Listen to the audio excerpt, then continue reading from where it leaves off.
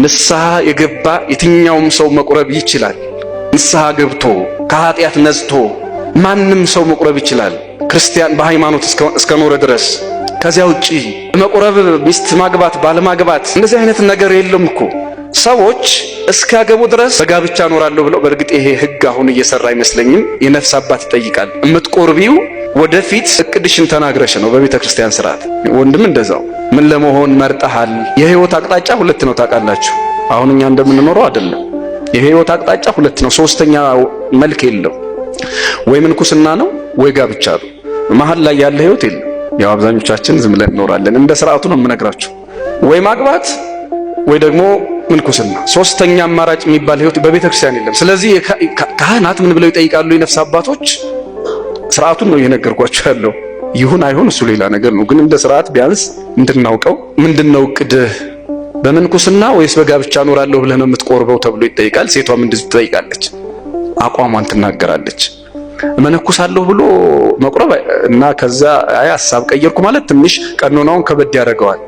ምክንያቱም ቃል ክቡር ነው በቤተ ክርስቲያን። በግድ መንኩስ አይባልም፣ ግን ቃል ክቡር ነውና ቀኖና ያስፈልገዋል። ሰዎች ብዙ ጊዜ ቢመነኩስም እንኳን እኔ በጋብቻ ነው መኖር የምፈልገው ይሉና አራቱ ባህሪያት የተስማሙላቸው የሆነ እንደሆነ ፍትወት እንስሳዊ የጠፋላቸው እንደሆነ መመንኩስ ይችላሉ። አገባለሁ ብለው እየቆረቡ እቅዴ ማግባት ነው ጋብቻ ነው ብለው እየቆረቡ ጊዜው ሲደርስ በጋብቻ ቅዱሳን መላእክትን የሚመስልበት ህይወት አለ ሌላ ብለው በጋብቻ አይደለ በምንኩስና መኖር እንመርጣለን ካሉ ይችላሉ። ይሄንን አሳውቀው ንስሐ ገብተው ማንም ሰው መቁረብ ይችላል።